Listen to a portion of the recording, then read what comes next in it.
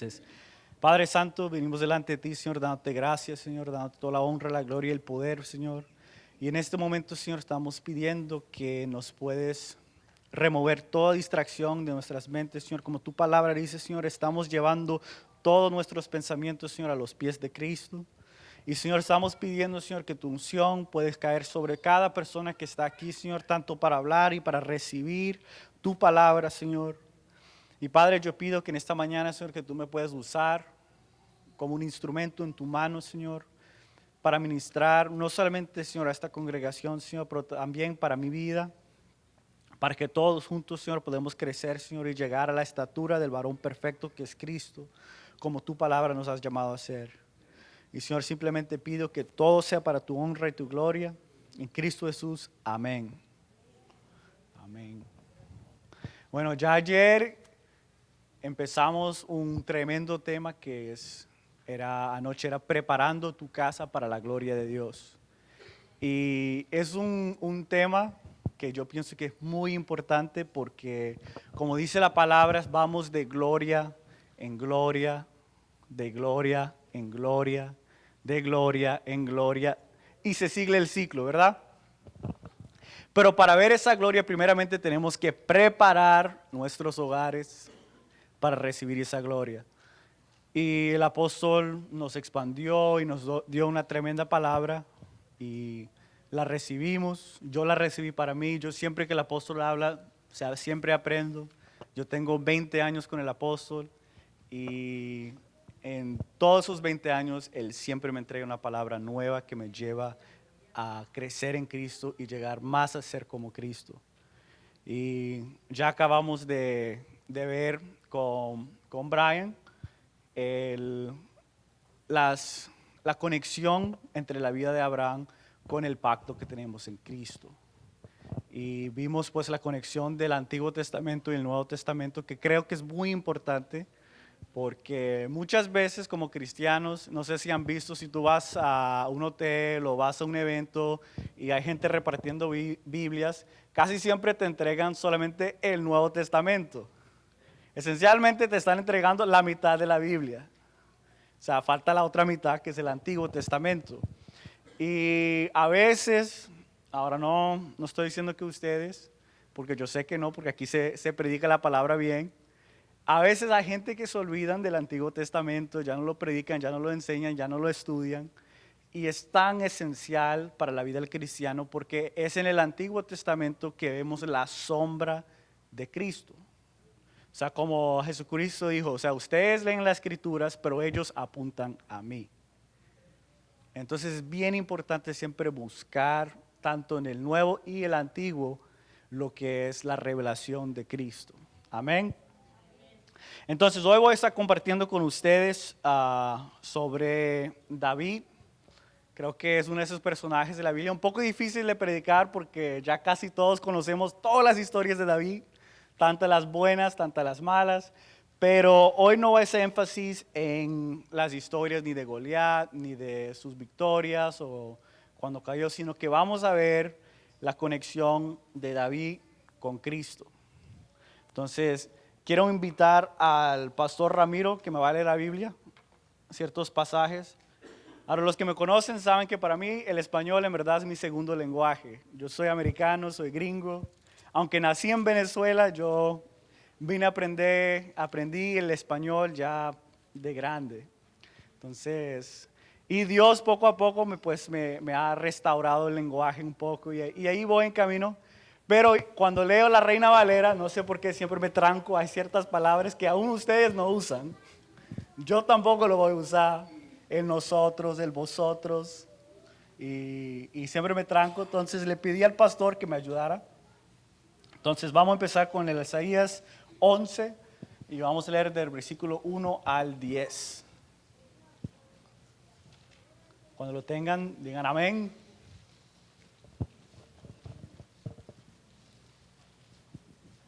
Amén.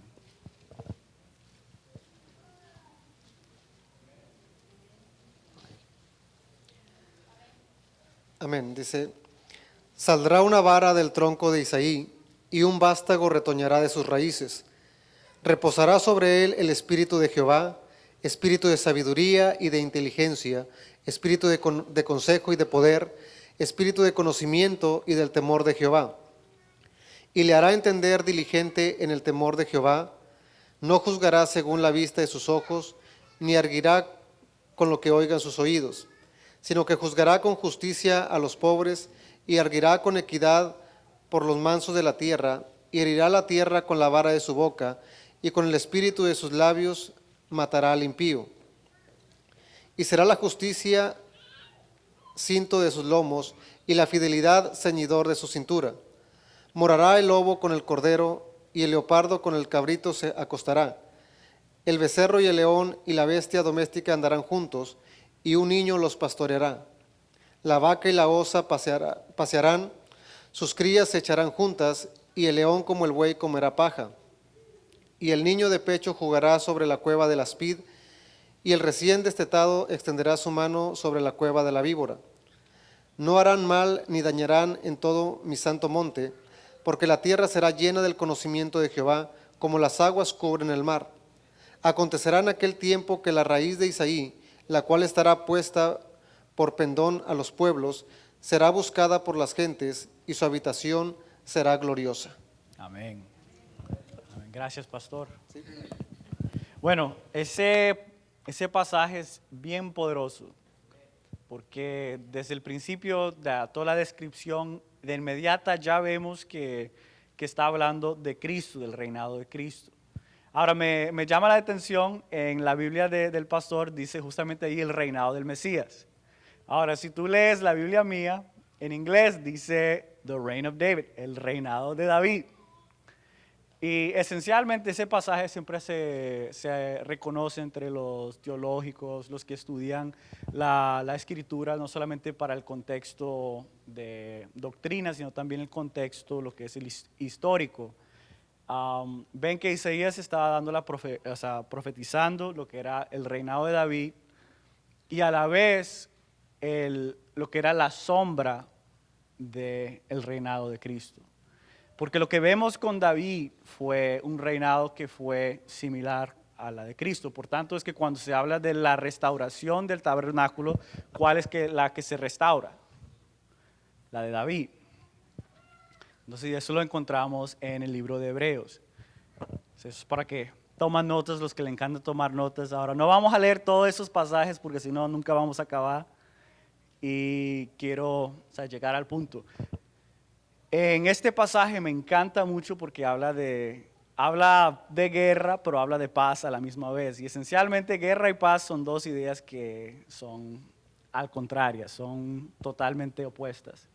Pero los que hemos ya crecido en el Evangelio, los que hemos caminado ya con Dios por un tiempo y hemos escuchado varias enseñanzas, nos hemos dado cuenta que casi siempre que se comparte una palabra, siempre tiene como una imagen de guerra.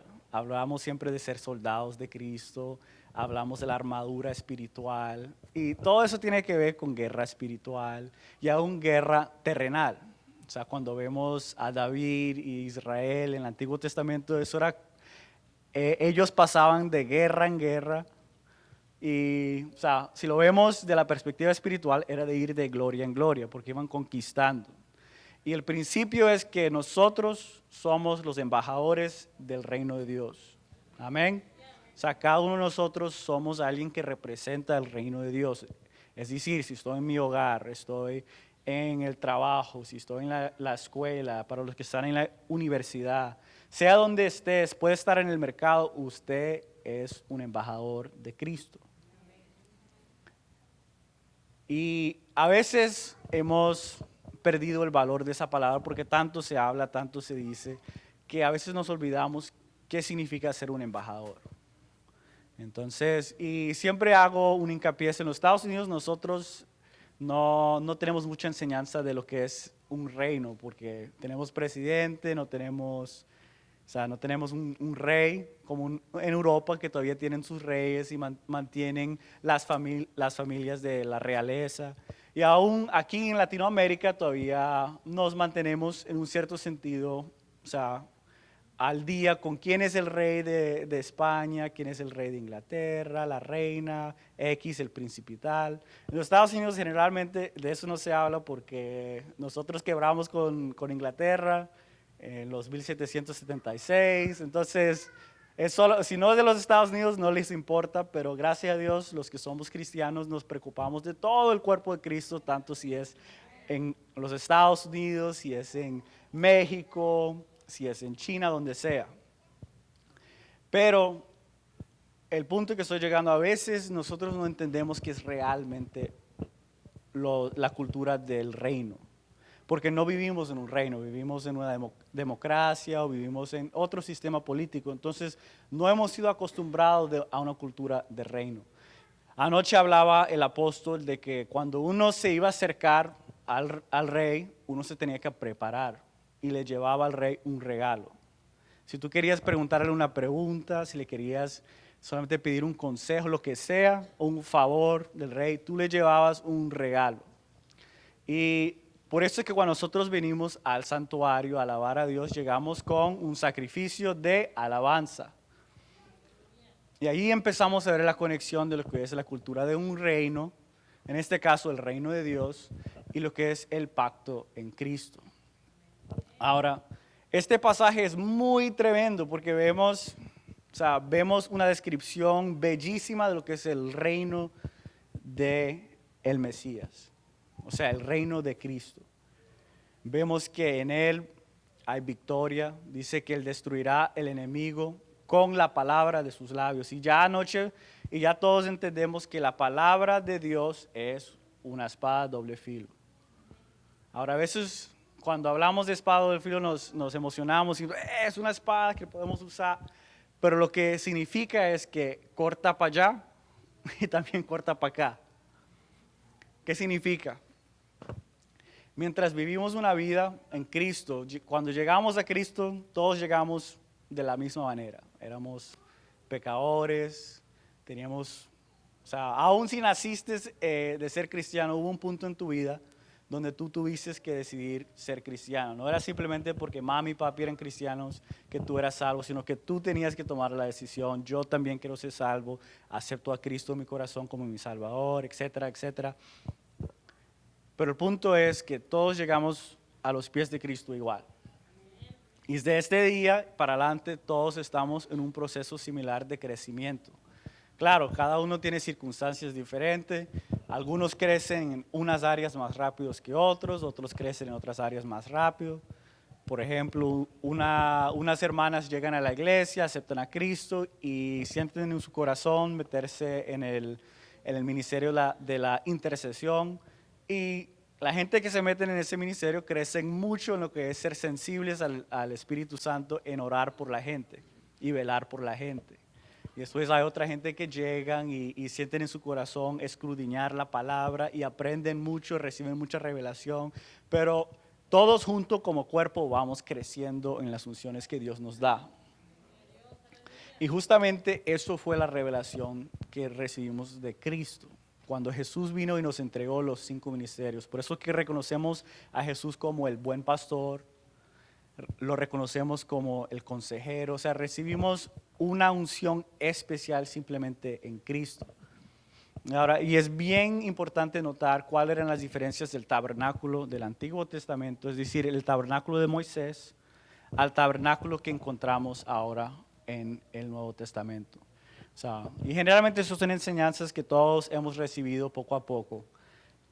El tabernáculo de Moisés tuvo una distinción, tenía una diferencia muy grande, que era que tenía el velo. ¿Se recuerdan? Había la arca del pacto que se mantenía dentro del lugar santísimo. ¿Y quién podía entrar ahí?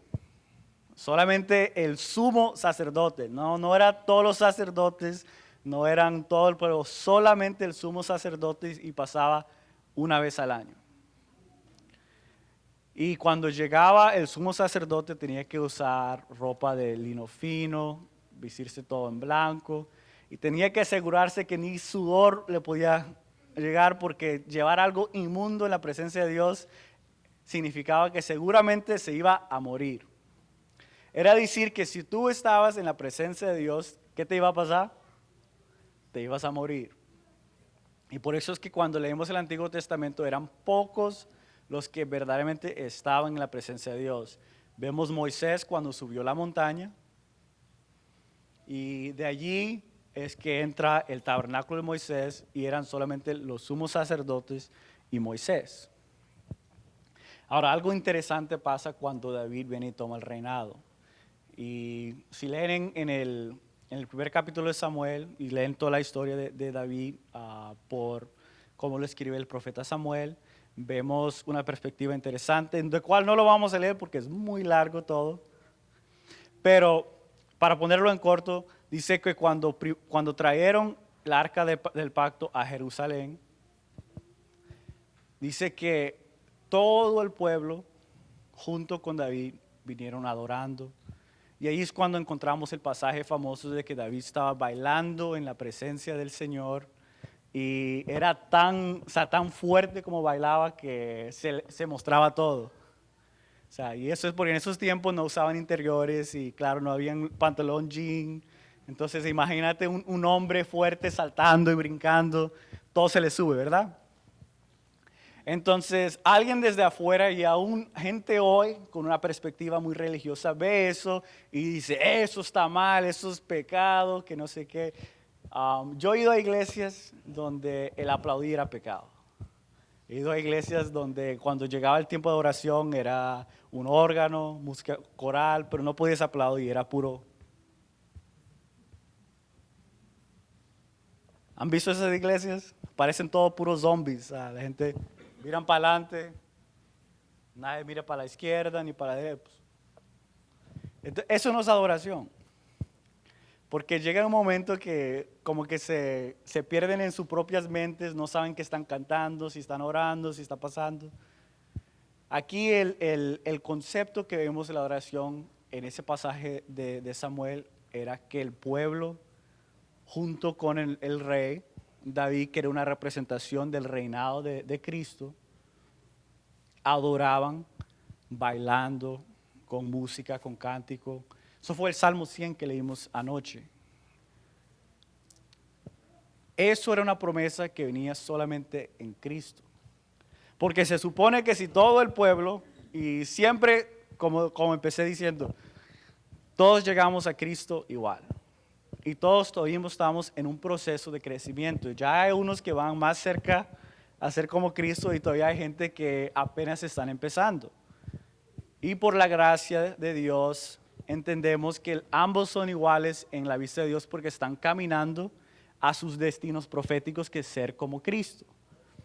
Y mientras uno está caminando ese camino, Dios nos ve la fe, nos ve el hecho que estamos trabajando esa fe y nos cuenta esa fe como justicia, como vimos en Abraham. Amén. Pero el punto es que te aseguro que entre ese pueblo había mucha gente que a puras penas se podían considerar salvo, ¿cierto? Si aún David leemos su vida y vemos varias veces que él mismo cayó en pecado. Pero la Biblia nos dice que era un hombre conforme al corazón de Dios. Y aunque si vemos muchos los pecados que le hace, uno dice, uy, pero este hombre sí era malo. Pero ¿qué era lo que le decía conforme al corazón de Dios? Era el hecho que él reconocía su pecado y reconocía que él prefería caer en las manos de Dios para recibir un castigo directamente de Dios que de cualquier otra persona, de sus enemigos o aún de sus propias manos. Y cuando nosotros como cristianos tenemos ese entendimiento, cuando caminamos en esa revelación, empezamos a caminar en lo que es el pacto de Cristo. ¿Y por qué? Antes de Cristo, cuando uno pecaba, ¿qué era lo que uno hacía? Según la ley levítica, uno una vez al año se buscaba una oveja que era perfecta, sin manchas, no podía ser ni muy vieja ni muy joven, tenía que ser exacta, tenía que ser gordita, tampoco podía ser malnutrida, tenía que haber comido muy bien. Y uno lo llevaba al sacerdote y de ahí hacían los ritos de sacrificio para que tu pecado fuera anulado. Pero vemos que David buscaba a Dios directamente. Y eso ya hizo una conexión que vemos pues en la eternidad, porque en su tiempo físico, esa promesa no era para él, sino para casi 4,000 años después. Él estaba caminando en un concepto de Cristo que para su tiempo no existía. Pero ¿cómo fue que él vino y agarró, o sea, arrebató esa promesa? Porque ahí es donde está la clave, porque hay gente que hoy, aunque ya Cristo murió en la cruz, viven en el Antiguo Testamento. Es decir, que tienen que vivir una vida de ritos, de hacer cosas para anular sus pecados, para sentirse bien, para pensar que están creciendo en Dios. Cuando vemos aún aquí que David, aún antes de Cristo, ya estaba caminando en promesas que venían a través de Cristo. Y ahora, generalmente esas son cosas que no las vemos inmediatamente, porque cuando nosotros hablamos de Cristo, siempre hablamos que por el sacrificio de Cristo fuimos salvados, por el sacrificio de cuando fue crucificado, ahora recibimos la herencia de ser hijos de Dios. Y justamente aquí en Isaías 11, 1 al 10, habla de que David era un hijo y de Dios. Entonces, la revelación ahora que nosotros como cristianos creciendo y caminando para procurar hacer como Cristo, es cómo aprendemos a arrebatar esas promesas, aunque son del futuro, porque para nosotros es el futuro. Ahora, los que entendemos las características de Dios es que la eternidad no es que es tiempo infinito, no, eso no es eternidad, eternidad es no hay tiempo. Y para muchos es un concepto un poco difícil, es algo que yo compartía con el apóstol cuando estábamos viajando de Houston para misión.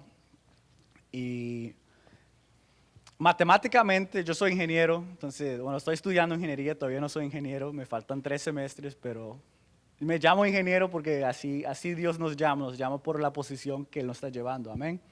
Entonces, algo que estudiamos en matemáticas son conceptos abstractos, tanto como lo que es el infinito.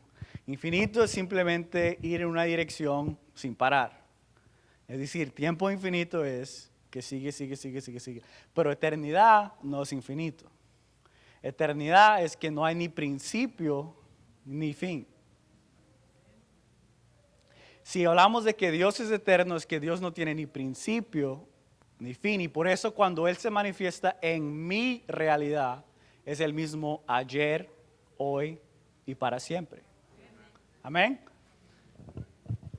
David, lo que él entendió fue que él no estaba caminando en una revelación ni de ayer, ni de su día, ni del futuro, sino que él estaba caminando en un principio de Dios que era igual ayer, hoy y para siempre.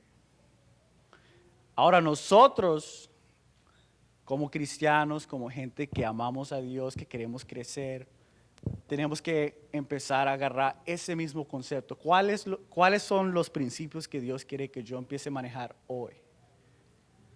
Porque aunque hay gente que cree que la revelación es progresiva, y sí lo es progresiva en tu vida y en mi vida, porque yo todavía no tengo toda la revelación de quién es Dios. ¿Por qué? Porque Dios es eterno. Pero estoy en un proceso de aprender más y más de Dios.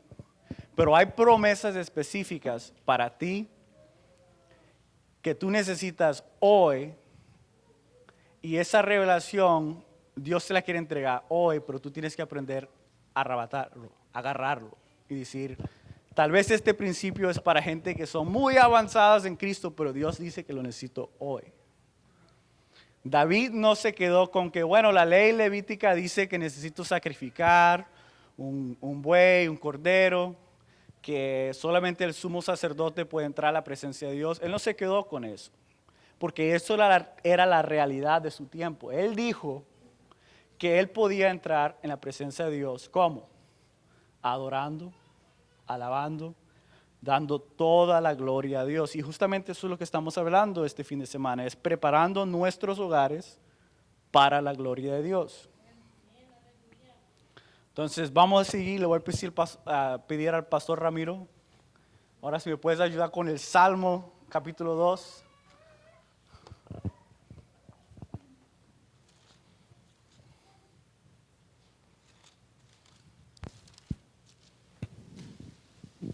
Salmo 2. ¿Lo tenemos? ¿Por qué se amotinan las gentes y los pueblos piensan cosas vanas? Se levantarán los reyes de la tierra y príncipes consultarán unidos contra Jehová y contra su ungido, diciendo: rompamos sus ligaduras y echemos de nosotros sus cuerdas. El que mora en los cielos se reirá, el Señor se burlará de ellos. Luego hablará a ellos en su furor y los turbará con su ira. Pero yo he puesto mi rey sobre Sión, mi santo monte. Yo publicaré el decreto. Jehová me ha dicho: mi hijo eres tú, yo te engendré hoy. Pídeme y te daré por herencia a las naciones, y como posesión tuya los confines de la tierra. Los quebrantarás con vara de hierro, como vasija de alfarero los desmenuzarás. Ahora pues, oh reyes, sed prudentes, admitid amonestación, jueces de la tierra, servid a Jehová con temor y alegraos con temblor, honrad al Hijo, para que no se enoje y perezcáis en el camino, pues se inflama de pronto su ira. Bienaventurados todos los que en él confían. Ahora teníamos un chiste de niño, preguntaba al pastor: ¿cómo sabes que eso es una palabra de Cristo? Y uno respondía: porque las letras están en rojo. Ahora, lo interesante es que ese salmo es un salmo de David. Y en la mayoría de las Biblias lo ponen siempre en rojo. Ahora, si Jesús vino en el Nuevo Testamento, ¿cómo es que un pasaje del Antiguo Testamento está en rojo?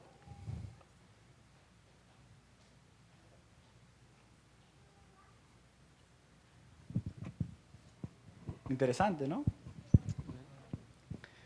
Lo que David está diciendo allí, hay una frase en ciertas traducciones dice: yo ahora soy hijo. Dice que Dios me engendró hoy mismo.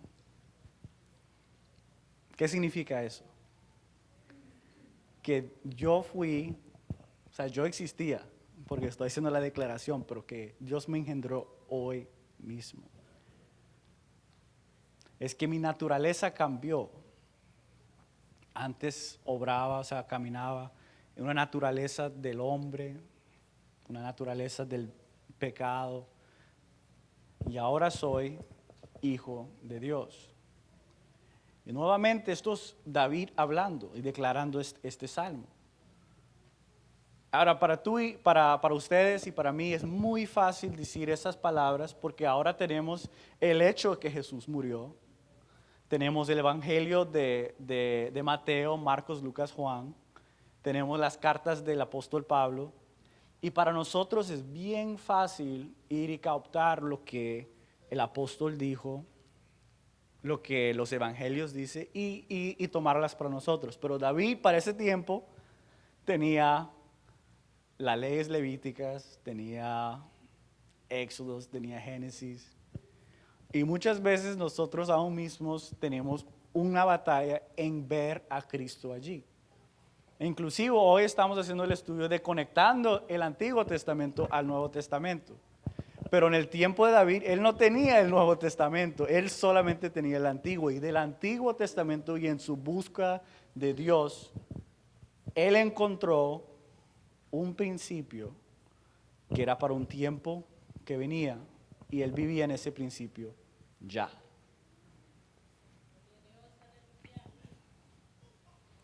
Amén. Ahora, eso a veces a uno lo pone a pensar y le asusta. Como iba preguntando, ¿cuáles son los principios que Dios quiere que tú camines en hoy? Y ahora la pregunta que sigue es, ¿estás buscando el rostro de Dios de tal forma que vas a recibir esa revelación de ese principio de tal que lo puedes conectar en tu vida hoy para caminar en ese principio? Aunque muchos dirán que eso es para otro tiempo, Por decir, hay gente que lee en el libro de Apocalipsis, como leyó el hermano Brian, y dicen que esto es para un tiempo muy, muy lejos, por allá. Pero cuando lees Apocalipsis capítulo 1, verso 1, dice, esto es la revelación de Jesucristo.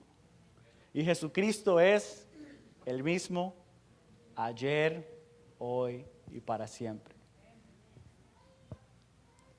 Es decir, que la gente que existieron en el tiempo cuando se escribió Génesis podían ya caminar en lo que era la revelación de Apocalipsis. Y inclusive encontramos a alguien que lo hizo, que fue Enoch. Cuando pasamos ya al capítulo 6 de Génesis, para los que les gustan tomar notas y quieren estudiar en su casa, encontramos una lista de los nombres de la genealogía. Generalmente a la gente no le encanta leer eso. En mi casa, mi familia dice que yo soy el único loco que disfruta leer estos nombres.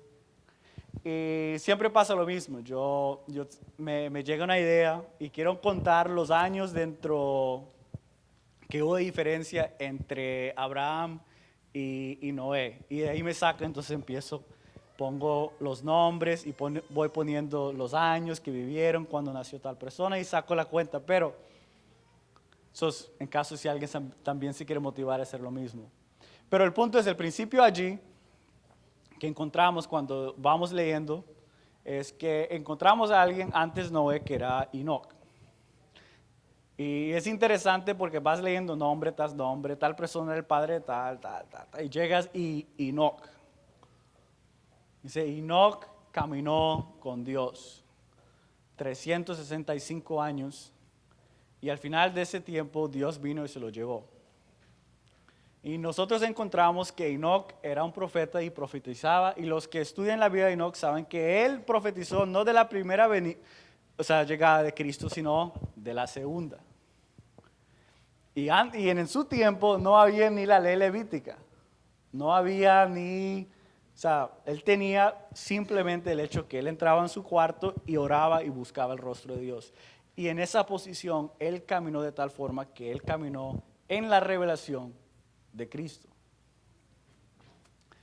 Entonces, ¿cuál es el punto que vemos en la vida de David y la conexión con Cristo? Es que cuando nosotros buscamos el rostro de Dios, es decir, preparar mi hogar, es decir, preparar esta tierra que soy yo para la gloria de Dios, no solamente la vamos a encontrar, sino que vamos a ser redimidos, vamos a recibir las promesas de Cristo, vamos a recibir todo lo que Dios quiere para nosotros hoy.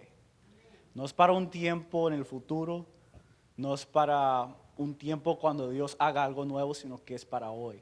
Y simplemente tenemos que empezar a caminar en esa revelación que Dios nos quiere dar hoy. Entonces, seguimos con otro pasaje, pastor. Si podemos leer el Salmos 8.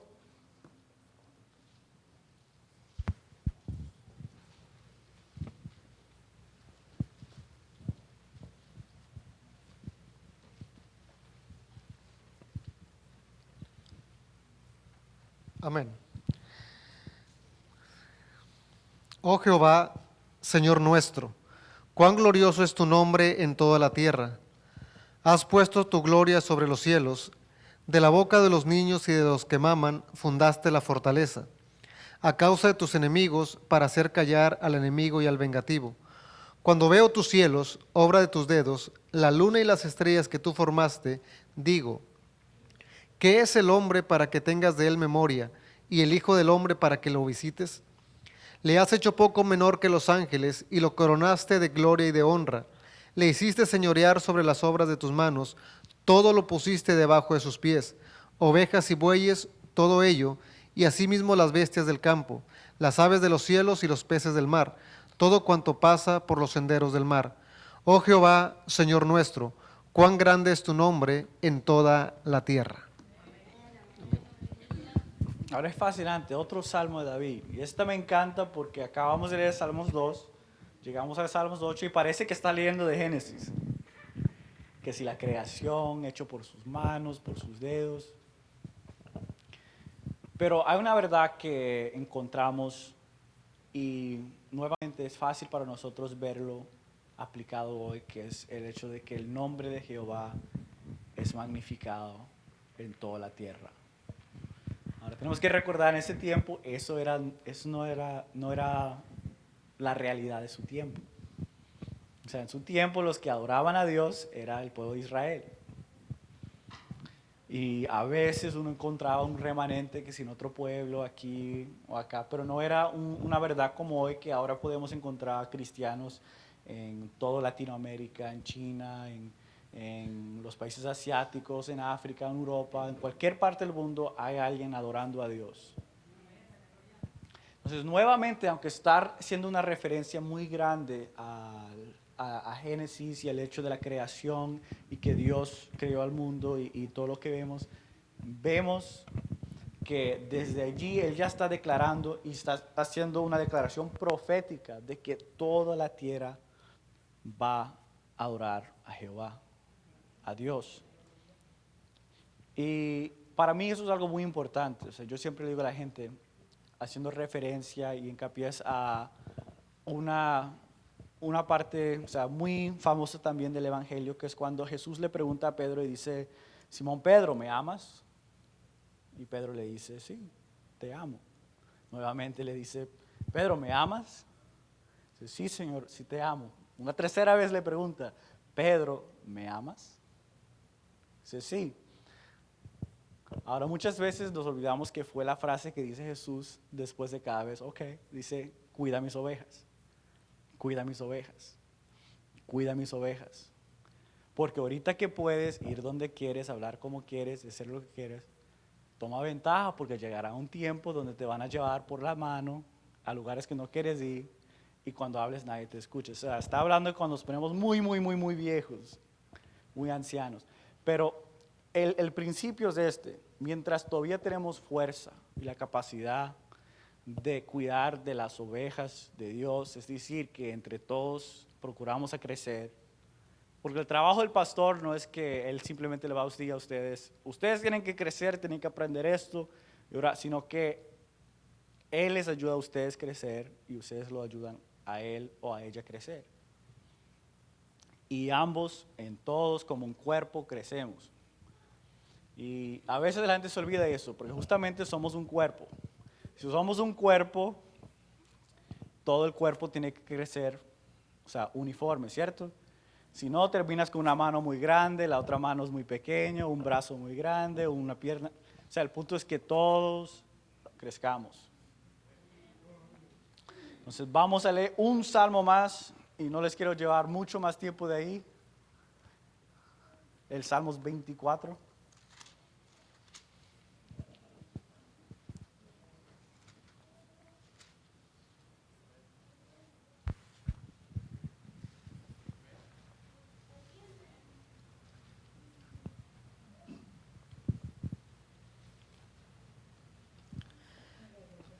De Jehová es la tierra y su plenitud, el mundo y los que en él habitan, porque él la fundó sobre los mares y la firmó sobre los ríos.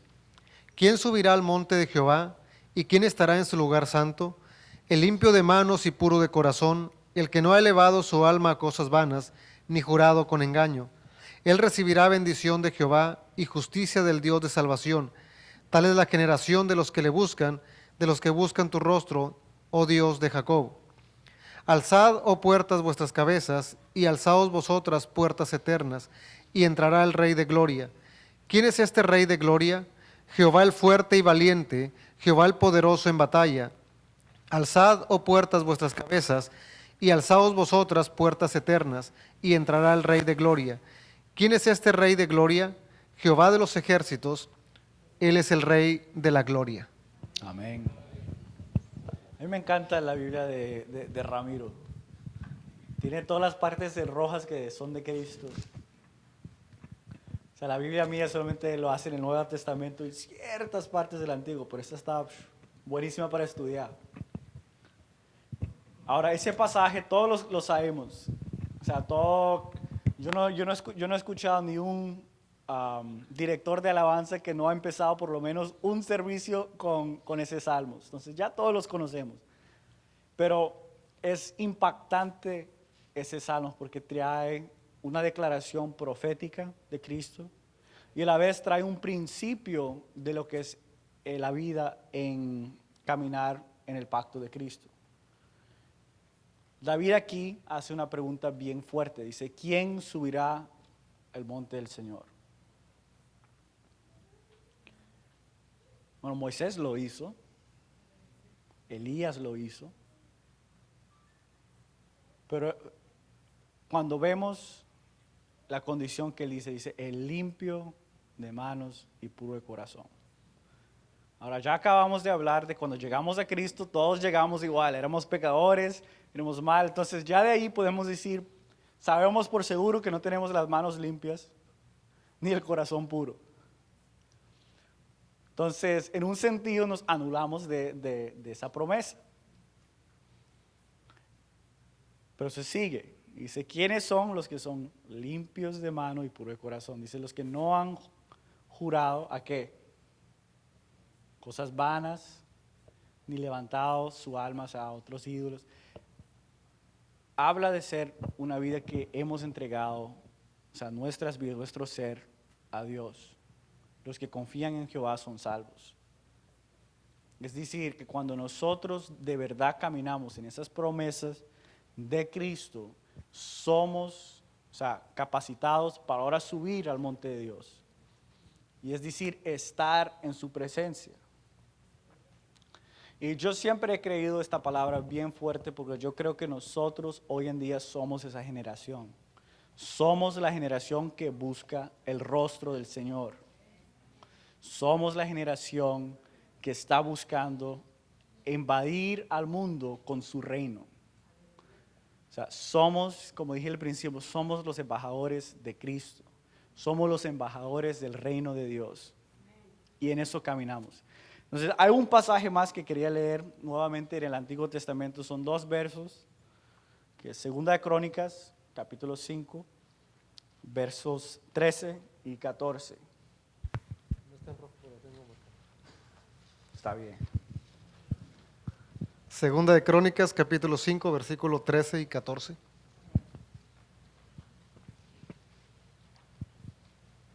Amén. Dice, cuando sonaban pues las trompetas y cantaban todos a una para alabar y dar gracias a Jehová, y a medida que alzaban la voz con trompetas y címbalos y otros instrumentos de música, y alababan a Jehová diciendo, porque Él es bueno, porque su misericordia es para siempre, entonces la casa se llenó de una nube, la casa de Jehová, y no podían los sacerdotes estar allí para ministrar por causa de la nube, porque la gloria de Jehová había llenado la casa de Dios. Amén. Nuevamente encontramos una promesa en acción que no era para ese tiempo. Ahora, esto fue bajo el reinado de Salomón, el hijo de David. Pero el principio es igual. Él pudo captar una promesa de Dios que no era para su tiempo